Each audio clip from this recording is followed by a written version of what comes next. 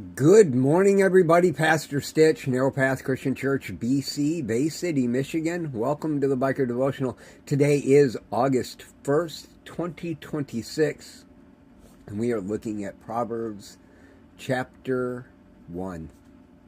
Proverbs chapter 1 and verse 28 is the focus, but we're going to look at the rest of the chapter as well. Yes, I know I am running late. I chose to take a day off from work and refresh, so I slept a little longer, and I chose to spend extra time both in prayer and in reading today because I was learning a lesson of refreshing. Taking that day of refreshing is critical, and I've been working 7 days a week for a long time, and clearly that was a big factor into why I got so sick a while back. And knowing that I needed that rest, I made that choice. The boss said that we were no longer mandatory for the extra days, but it was strongly encouraged. And so I just decided I couldn't. I will give him more, but I can't give him all. Every week I need to take time for myself. And so I share that with you as an explanation of why I'm late, but also as an explanation of why it's important. And even though I knew this lesson, and I'd learned it many other times in my lifetime, it was one that I had to apply in my life, knowing that if I don't do it, that God will slow me down and make me do it. And so it's always better to get ahead of that and do it the right way. And that's kind of where we're going to talk about today in Proverbs chapter 1, starting in verse 28. Then they will call to me, but I won't answer. They will search for me, but they won't find me. Solomon is referencing the fact that he's given direction and life has gone bad for those that he has been mentoring. And now that things are going really bad, they're crying out and saying, "Help me." And he says, at that point, I've given them everything I can. I got nothing left to give. I'm not going to answer. And the reason why, in verse 29, because they hated knowledge, they didn't choose to fear Yahweh, were not interested in my counsel, and rejected my correction. They will eat the fruit of their ways and be glutted or filled with their own schemes. For the turning away of the inexperienced will kill them, and the complacency of fools will destroy them. Whoever listens to me will live securely and be free from the fear of danger. You see,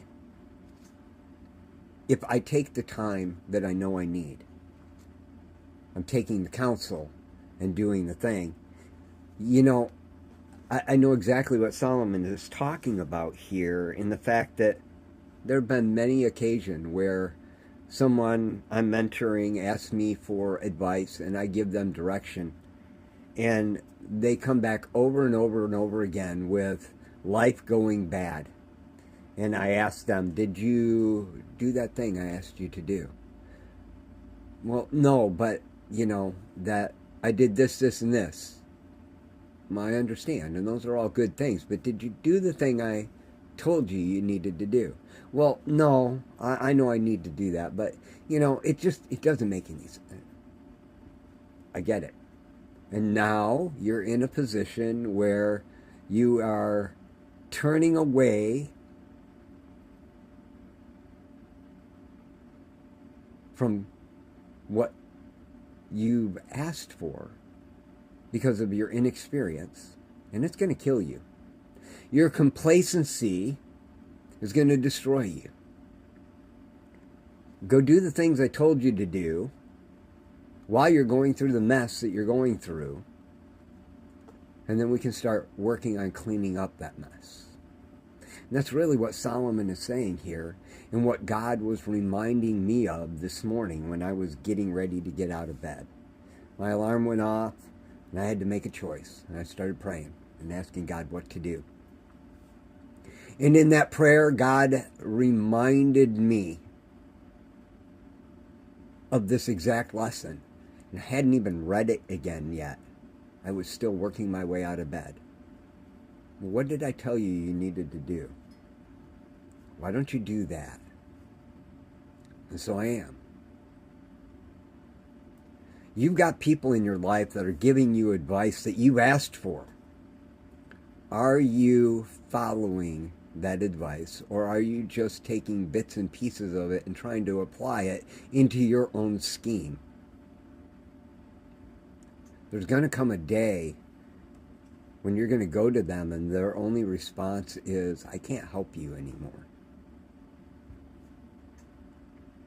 Maybe if you try doing the things that I've told you to do in the past, you might see a difference.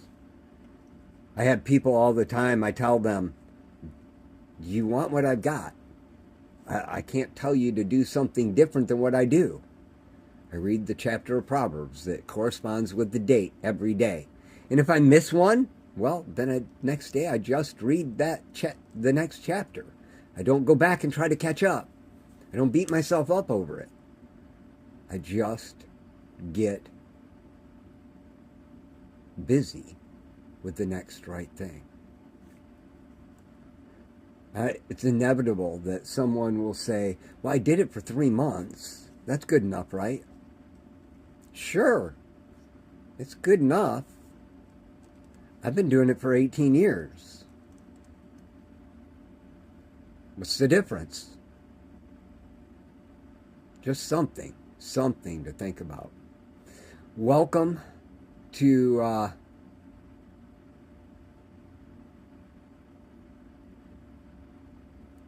all of you new people that have been commenting.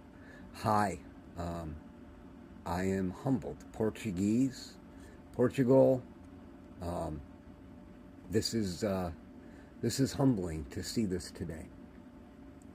Solomon has great wisdom. He shares it with his sons and then says, when things go amiss and go awry,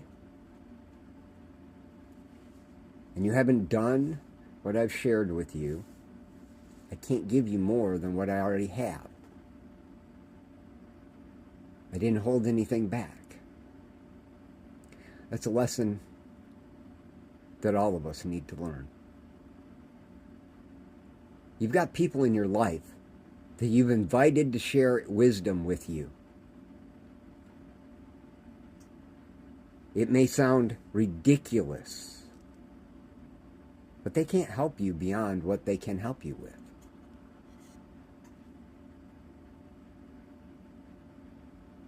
TLXX, I am so proud of you for getting sober, finding Christ. That is a major accomplishment. And praise God that He has given you an opportunity to get out there and share that truth with me. That's wonderful. But share it with everyone. You've got experience. 2009 to today, you've got experience that others need to hear. Live it and let other people see it. I'm sure you are. The rest of you, I love you all. TLXX, you as well. You're not disqualified in this. I love you all. I share every day because God shares with me. And I want you to have what He's giving me and more. Someday you'll be sharing with me. I love y'all. Hope you have a great day. God bless.